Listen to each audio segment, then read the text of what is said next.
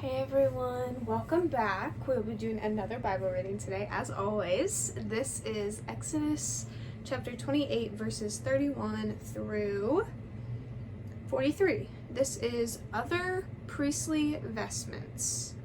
You shall make the robe of the ephod olive blue. It shall have an opening for the head in the middle of it, with a woven binding around the opening, like the opening in a coat of mail, so that it may not be torn. On its lower hem you shall make pomegranates of blue, purple, and crimson yarns all around the lower hem, with bells of gold between them all around, a golden bell and a pomegranate alternating all around the lower hem of the robe.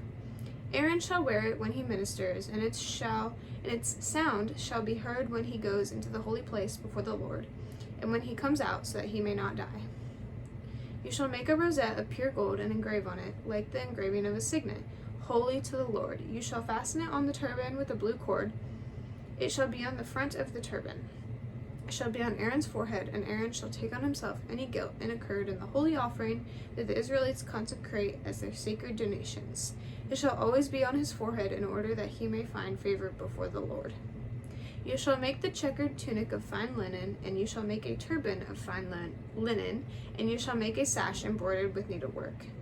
For Aaron's sons you shall make tunics and sashes and headdresses. You shall make them of their glorious adornment. You shall put them on your brother Aaron and on his sons with them, and shall anoint them and ordain them and consecrate them, so that they may serve me as priests. You shall make for them linen undergarments to cover their naked flesh. They shall reach from the hips to the thighs. Aaron and his sons shall wear them when they go into the tent of meeting, or when they come near the altar to minister in the holy place, or they will bring guilt on themselves and die. This shall be a perpetual ordinance for him and for his descendants after him. Okay, a lot of information there, just like yesterday had a lot of information. So, they made this breastplate yesterday for them to wear, and then under this breastplate, he's going to have a robe, right? So, this robe it's going to have bells on it, so people can hear him when he's coming, so the Lord can hear him and speak to him for when he ministers, when he preaches and ministers to his church. Well, not to his church, to God's church and people, but he is a person that will preach God's message to said people to be able to communicate with God, and he's the middleman, kind of. So the priest, he's encouraging these people, and he's going to wear this robe, a lot like what the robes, preachers and pastors do with the robes now. The robes look different now and have different meanings, but this robe also has a meaning. The blue, the gold, the royal colors, again, we see that again, continuing with the royal gold and blue colors. And then bells and pomegranates. I'm not sure why pomegranates are a big thing, but they are. The bells are a big thing, so the Lord can hear him and speak to him, like I said. A rosette of pure gold, gold and blue,